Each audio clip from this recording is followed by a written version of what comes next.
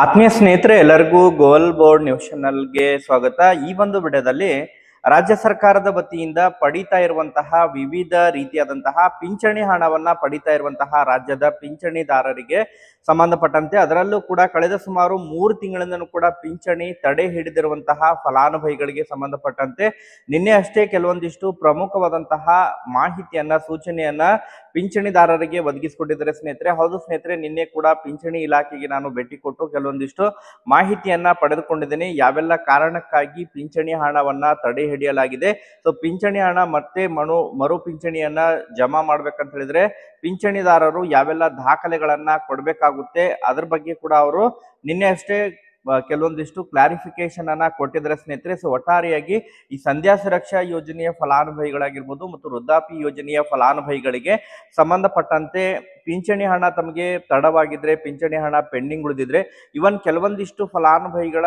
ಏನು ಅವರ ಒಂದು ಅರ್ಜಿ ಸ್ಥಿತಿಗಳು, ಅಪ್ಲಿಕೇಶನ್ಗಳು ಏನು ಪಿಂಚಣಿಗೆ ಸಂಬಂಧಪಟ್ಟಂತಹ ಸ್ಟೇಟಸ್ ಏನಿದೆ ಆಕ್ಟಿವ್ ಇದೆ, ಆದ್ರೂ ಕೂಡ ಅವರಿಗೆ ಪಿಂಚಣಿ ಹಣ ಜಮಾ ಆಗ್ತಾ ಇಲ್ಲ. ಸೊ ಅಂತವ್ರಿಗೂ ಕೂಡ ಯಾಕೆ ಪಿಂಚಣಿ ಹಣ ಜಮಾ ಆಗ್ತಾ ಇಲ್ಲ ಎನ್ನುವಂತಹ ಕಾರಣವನ್ನ ಕೂಡ ಕೊಟ್ಟಿದ್ದಾರೆ.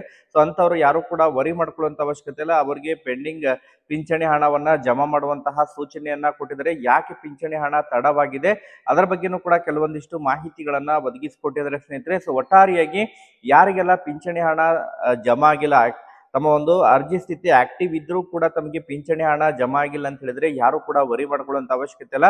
ಅದ್ರ ಬಗ್ಗೆ ತಮಗೆ ಕೆಲವೊಂದಿಷ್ಟು ಮಾಹಿತಿಯನ್ನ ತಿಳಿಸ್ತಾ ಹೋಗ್ತೀನಿ. ಕೆಲವೊಂದಿಷ್ಟು ದಾಖಲೆಗಳನ್ನ ಒದಗಿಸಿಕೊಟ್ರೆ ತಮಗೆ ಖಂಡಿತವಾಗೂ ಕೂಡ ಪಿಂಚಣಿ ಹಣ ತಮಗೆ ರಿಲೀಸ್ ಮಾಡ್ತಾರೆ ಸ್ನೇಹಿತರೆ. ಎಷ್ಟು ತಿಂಗಳದ್ದು ಪೆಂಡಿಂಗ್ ಉಳಿದೆ ಆ ಎಲ್ಲ ಪಿಂಚಣಿಯನ್ನ ಕ್ರೆಡಿಟ್ ಮಾಡ್ತಾರೆ ಎನ್ನುವಂತಹ ಮಾಹಿತಿಯನ್ನ ಒದಗಿಸಿಕೊಟ್ಟಿದ್ದಾರೆ. ಒಟ್ಟಾರೆಯಾಗಿ ಈ ಒಂದು ವಿಡಿಯೋದ ಮೂಲಕ ತಮಗೆ ಪಿಂಚಣಿದಾರರಿಗೆ ಪೆಂಡಿಂಗ್ ಪಿಂಚಣಿ ಹಣ ಜಮಾ ಆಗದೆ ಇರುವಂತಹ ಫಲಾನುಭವಿಗಳಿಗೆ ಸಂಬಂಧಪಟ್ಟಂತಹ ಮಾಹಿತಿಯನ್ನ ಒದಗಿಸಿಕೊಡ್ತೇನೆ ಸ್ನೇಹಿತರೆ. ಅದರ ಜೊತೆಗೆ ಬಹಳ ಪ್ರಮುಖವಾಗಿ ಈಗಾಗಲೇ ಈ ಒಂದು ಜುಲೈ ತಿಂಗಳ ಪಿಂಚಣಿ ಹಣವನ್ನ ಕೂಡ ಯಾವಾಗ ಬಿಡುಗಡೆ ಮಾಡ್ತಾರೆ ಅನ್ನುವಂತಹ ಅನೇಕ ಕಮೆಂಟ್ಗಳು ಕೂಡ ಬರ್ತಾ ಇದಾವೆ. ಅದಕ್ಕೆ ಸಂಬಂಧಪಟ್ಟಂತೆ ಕೂಡ ಜುಲೈ ತಿಂಗಳ ಪಿಂಚಣಿಗಾಗಿ ವೇಟ್ ಮಾಡ್ತಾ ಇರುವಂತಹ ಪಿಂಚಣಿದಾರರಿಗೂ ಕೂಡ ಗುಡ್ ನ್ಯೂಸ್ ಅಂತೇಳಿ ಹೇಳ್ಬೋದು ಸ್ನೇಹಿತರೆ.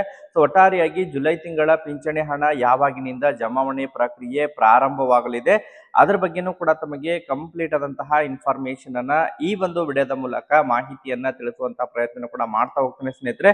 ವಿಡಿಯೋ ಕೂಡ ತಮಗೆ ಸಹಾಯ ಆಗಲಿದೆ. ಸೊ ಆ ಕಾರಣಕ್ಕಾಗಿ ಪ್ರತಿಯೊಬ್ರು ಕೂಡ ತಾವು ಚಾನೆಲ್ ಅನ್ನ ಸಬ್ಸ್ಕ್ರೈಬ್ ಮಾಡ್ಕೊಂಡೇ ವಿಡಿಯೋನ ವೀಕ್ಷಣೆ ಮಾಡಬೇಕು. ಹಾಗಾದ್ರೆ ಬನ್ನಿ ಸ್ನೇಹಿತರೆ, ತಡ ಮಾಡದೆ ಈ ಒಂದು ವಿಡಿಯೋನ ಪ್ರಾರಂಭಿಸೋಣ. ಹೌದು ಸ್ನೇಹಿತರೆ, ಈಗಾಗಲೇ ರಾಜ್ಯ ಸರ್ಕಾರದ ವತಿಯಿಂದ ಏನೋ ಪಡಿತಾ ಇರುವಂತಹ ವಿವಿಧ ರೀತಿಯಾದಂತಹ ಪಿಂಚಣಿ ಹಣವನ್ನ ಪಡಿತಾ ಇರುವಂತಹ ಪಿಂಚಣಿದಾರರಿಗೆ ಏನು ರಾಜ್ಯದಲ್ಲಿ ಸುಮಾರು 18 ಲಕ್ಷ ಪಿಂಚಣಿದಾರರ ಪಿಂಚಣಿಯನ್ನ ತಡೆ ಹಿಡಿಯಲಾಗಿದೆ ಸ್ನೇಹಿತರೆ. ಯಾಕಂತ ಹೇಳಿದ್ರೆ ಅವರ ಒಂದು ದಾಖಲೆಗಳು ಸರಿ ಹೊಂದದೇ ಇರುವಂತಹ ಕಾರಣಕ್ಕಾಗಿ, ದಾಖಲೆಯಲ್ಲಿ ಏನು ಸ್ಪಷ್ಟೀಕರಣ ಇಲ್ಲದೇ ಇರುವಂತಹ ಕಾರಣಕ್ಕಾಗಿ ಪಿಂಚಣಿ ಹಣವನ್ನ ತಡೆ ಹಿಡಿಯಲಾಗಿತ್ತು. ಅದರಲ್ಲಿ ಬಹಳ ಪ್ರಮುಖವಾಗಿ ಏನು ಅರ್ಜಿಯನ್ನ ಸಲ್ಲಿಸುವಂತಹ ಸಮಯದಲ್ಲಿ ಇರುವಂತಹ ಅವರ ಒಂದು ವಿಳಾಸ ಮತ್ತು ಈಗ ಪ್ರಸ್ತುತ ಇರುವಂತಹ ವಿಳಾಸದಲ್ಲಿ ವ್ಯತ್ಯಾಸ ಕಂಡು ಬಂದಂತಹ ಸಂದರ್ಭದಲ್ಲಿ ಪಿಂಚಣಿಯನ್ನ ತಡೆ ಹಿಡಿಯಲಾಗಿತ್ತು. ಅದರ ಜೊತೆಗೆ ಇನ್ಕಮ್ ಮತ್ತು ಕಾಸ್ಟ್ ಅನ್ನ ಏನು ಒದಗಿಸದೇ ಇರುವಂತಹ ಪಿಂಚಣಿದಾರರಿಗೂ ಕೂಡ ಪಿಂಚಣಿ ಹಣವನ್ನ ತಡೆ ಹಿಡಿಯಲಾಗಿದೆ. ಅದರ ಜೊತೆಗೆ ಆಧಾರ್ ಕಾರ್ಡ್ ಮತ್ತು ಕುಟುಂಬ ತಂತ್ರಾಂಶದಲ್ಲಿರುವಂತಹ ವಯೋಮಿತಿಗೆ ವ್ಯತ್ಯಾಸ ಇರುವಂತಹ ಫಲಾನುಭವಿಗಳಿಗೂ ಕೂಡ ಪಿಂಚಣಿಯನ್ನ ತಡೆ ಹಿಡಿಯಲಾಗಿತ್ತು ಸ್ನೇಹಿತರೆ. ಸೊ ಈ ರೀತಿ ಹಲವಾರು ರೀತಿಯಾದಂತಹ ಕಾರಣಗಳಿಂದ ಪಿಂಚಣಿಯನ್ನ ತಡೆ ಹಿಡಿಯಲಾಗಿತ್ತು. ಸೊ ಈಗಾಗಲೇ ಪರಿಶೀಲನೆ ಕಾರ್ಯ ಕೂಡ ಪ್ರಗತಿಯಲ್ಲಿದೆ ಸ್ನೇಹಿತರೆ. ಹಂತವಾಗಿ ಯಾರೆಲ್ಲ ಅರ್ಹ ಪಿಂಚಣಿದಾರರಿದ್ದಾರೆ ಅದರಲ್ಲೂ ಕೂಡ ಅಂತವರಿಗೆ ಪಿಂಚಣಿ ಹಣವನ್ನ ಕ್ರೆಡಿಟ್ ಮಾಡ್ತಾನೆ ಬರ್ತಾ ಇದ್ದಾರೆ. ಕಳೆದ ಸುಮಾರು ಒಂದು ವಾರಗಳಿಂದನೂ ಕೂಡ ಈಗಾಗಲೇ ಪಿಂಚಣಿ ಹಣವನ್ನ ಯಾರಿಗೆಲ್ಲ ಪೆಂಡಿಂಗ್ ಉಳಿದಿತ್ತು, ದಾಖಲೆಗಳನ್ನ ಸರಿಯಾಗಿ ಒದಗಿಸಿಕೊಟ್ಟಿದ್ದಾರೆ ಅಂತವರಿಗೆ ಪಿಂಚಣಿ ಹಣವನ್ನ ಕ್ರೆಡಿಟ್ ಮಾಡ್ತಾನೆ ಇದ್ದಾರೆ ಸ್ನೇಹಿತರೆ. ನಿನ್ನೆ ಅಷ್ಟೇ ನಾನು ಪಿಂಚಣಿ ಇಲಾಖೆಗೆ ಭೇಟಿ ಕೊಟ್ಟು ಕೆಲವೊಂದಿಷ್ಟು ಇಲ್ಲೇ ಸ್ಥಳೀಯ ಪಿಂಚಣಿ ಇಲಾಖೆಗೆ ಭೇಟಿ ಕೊಟ್ಟು ಮಾಹಿತಿಯನ್ನ ಕಲೆಕ್ಟ್ ಮಾಡ್ಕೊಂಡಂತಹ ಸಂದರ್ಭದಲ್ಲಿ ಈಗಾಗಲೇ ರಾಜ್ಯ ಸರ್ಕಾರದ ವತಿಯಿಂದ ಕಟ್ಟುನಿಟ್ಟಾದಂತಹ ಸೂಚನೆಗಳು ಕೂಡ ಬಂದಿರುವಂತಹ ಹಿನ್ನೆಲೆಯಲ್ಲಿ ಯಾರೆಲ್ಲ ಅವರ ಒಂದು ದಾಖಲೆಗಳಲ್ಲಿ ಸ್ವಲ್ಪ ವ್ಯತ್ಯಾಸಗಳು ಕಂಡು ಬಂದ್ರೆ ಅಂತ ಹೇಳಿದ್ರೆ ಈ ಕುಟುಂಬ ತಂತ್ರಾಂಶದ ಆಪ್ ನಲ್ಲಿ ಮತ್ತು ಆಧಾರ್ ಕಾರ್ಡ್ ನಲ್ಲಿರುವಂತಹ ವಯೋಮಿತಿ ಹಾಗೂ ಅವರ ಒಂದು ಏನು ಯಾವುದೇ ಈ ಒಂದು ಶಾಲಾ ದಾಖಲಾತಿಯಲ್ಲಿರುವಂತಹ ವಯೋಮಿತಿಯಲ್ಲಿ ವ್ಯತ್ಯಾಸಗಳು ಕಂಡು ಬಂದಂತಹ ಸಂದರ್ಭದಲ್ಲಿ ಅಂತವರನ್ನ ಪಿಂಚಣಿಯನ್ನ ತಡೆ ಹಿಡಿಯಲಾಗಿತ್ತು ಸ್ನೇಹಿತರೆ. ಅದನ್ನ ಮತ್ತೊಮ್ಮೆ ವೆರಿಫಿಕೇಶನ್ ಅನ್ನ ಮಾಡೋದ್ರ ಮೂಲಕ ಹಣವನ್ನ ರಿಲೀಸ್ ಮಾಡ್ತಾ ಇದ್ದಾರೆ. ಅದರ ಜೊತೆಗೆ ಯಾರೆಲ್ಲ ಜಾತಿ ಮತ್ತು ಆದಾಯ ಪ್ರಮಾಣ ಪತ್ರವನ್ನ ಒದಗಿಸಿಕೊಟ್ಟಿಲ್ಲ ಅಂತವರಿಗೆ ಅವಕಾಶವನ್ನ ಕೊಟ್ಟಿದ್ದಾರೆ ಸ್ನೇಹಿತರೆ. ಯಾರೆಲ್ಲ ಅದನ್ನ ಆದಷ್ಟು ಶೀಘ್ರದಲ್ಲಿ ಒದಗಿಸಿಕೊಡ್ತಾರೆ. ಅಂಥವರಿಗೆ ಪಿಂಚಣಿ ಹಣವನ್ನ ಮತ್ತೆ ಮರು ಕ್ರೆಡಿಟ್ ಮಾಡ್ಲಿಕ್ಕೆ ಕೂಡ ಸೂಚನೆಯನ್ನ ಕೂಡ ಕೊಟ್ಟಿದ್ದಾರೆ ಸ್ನೇಹಿತರೆ. ಅದ್ರ ಜೊತೆಗೆ ಈಗಾಗಲೇ ವಿಳಾಸ ಬದಲಾವಣೆ ಆಗಿರುವಂತಹ ಫಲಾನುಭವಿಗಳಿಗೆ ಮತ್ತೆ ಚೆಕ್ ಮಾಡ್ತಾ ಇದ್ದಾರೆ ಅಂತ ಹೇಳಿದ್ರೆ, ಇಲ್ಲೇ ಸ್ಥಳೀಯದಲ್ಲಿ ಇದಾರ ಅಥವಾ ಬೇರೆ ರಾಜ್ಯಗಳಿಗೆ ವಲಸೆ ಹೋಗಿದಾರ, ಅದ್ರ ಬಗ್ಗೆನೂ ಕೂಡ ಏನು ಕ್ಲಾರಿಫಿಕೇಶನ್ ಅನ್ನ ತಗೊಳ್ತಾ ಇದ್ದಾರೆ. ಯಾಕಂತ ಹೇಳಿದ್ರೆ ಈ ಗೃಹಲಕ್ಷ್ಮಿ ಯೋಜನೆಯ ಹಣ ಹೊರ ರಾಜ್ಯಗಳಿಗೆ ಪೋಲಾಗ್ತಾ ಇದೆ ಎನ್ನುವಂತಹ ಕಾರಣಕ್ಕಾಗಿ ಆ ನಿಯಮವನ್ನ ಕೂಡ ಇದಕ್ಕೆ ಬಳಕೆ ಮಾಡ್ಕೊಂಡಿದ್ದಾರೆ ಎನ್ನುವಂತಹ ಮಾಹಿತಿಗಳು ಕೇಳಿಬರ್ತಾ ಇದಾವೆ ಸ್ನೇಹಿತರೆ. ಸೊ ಒಟ್ಟಾರೆಯಾಗಿ ಅದರ ಜೊತೆಗೆ ಈಗಾಗಲೇ ಬಹಳಷ್ಟು ಪಿಂಚಣಿದಾರರ ಸ್ಟೇಟಸ್ ಕೂಡ ಆಕ್ಟಿವ್ ಆಗಿದೆ. ಅಂಥವರಿಗೆ ಪಿಂಚಣಿ ಹಣ ಜಮಾ ಆಗಿಲ್ಲ, ಅಂಥವರಿಗೆ ಕ್ಲಾರಿಫಿಕೇಶನ್ ಅನ್ನ ಕೊಟ್ಟಿದ್ದಾರೆ.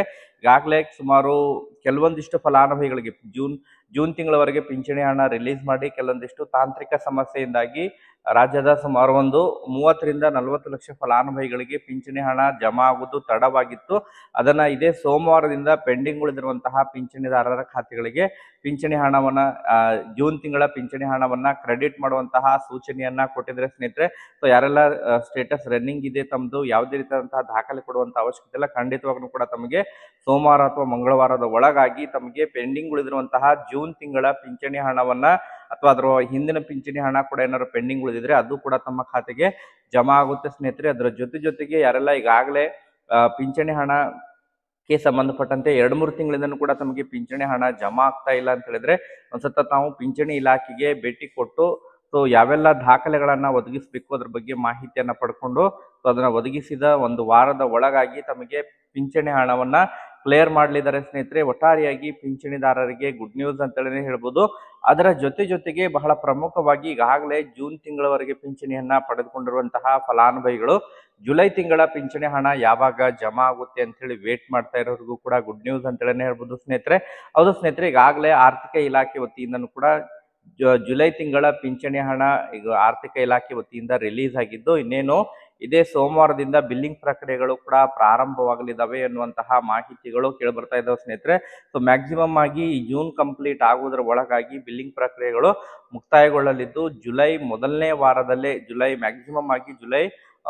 ವಾರದಲ್ಲಿ ಪಿಂಚಣಿದಾರರಿಗೆ ಜುಲೈ ತಿಂಗಳ ಪಿಂಚಣಿ ಹಣ ಕ್ರೆಡಿಟ್ ಆಗಲಿದೆ ಸ್ನೇಹಿತರೆ. ಒಟ್ಟಾರೆಯಾಗಿ ಪಿಂಚಣಿದಾರರಿಗೆ ಗುಡ್ ನ್ಯೂಸ್ ಅಂತ ಹೇಳ್ಬೋದು. ಯಾಕಂತ ಹೇಳಿದ್ರೆ ಈ ಹಿಂದೆನೂ ಕೂಡ ಮಾರ್ಚ್ ಹಿಂದೆ ಪಿಂಚಣಿದಾರರಿಗೆ ಆಯಾ ತಿಂಗಳು ಮ್ಯಾಕ್ಸಿಮಮ್ ಆಗಿ 10ನೇ ತಾರೀಕಿನ ಒಳಗಾಗಿ ಪಿಂಚಣಿ ಹಣ ಕ್ರೆಡಿಟ್ ಆಗ್ತಾ ಇತ್ತು. ಸೊ ಅದೇ ಮಾದರಿಯಲ್ಲಿ ಪಿಂಚಣಿ ಹಣ ಈ ಬಾರಿನೂ ಕೂಡ ಕ್ರೆಡಿಟ್ ಆಗಲಿದೆ ಸ್ನೇಹಿತರೆ.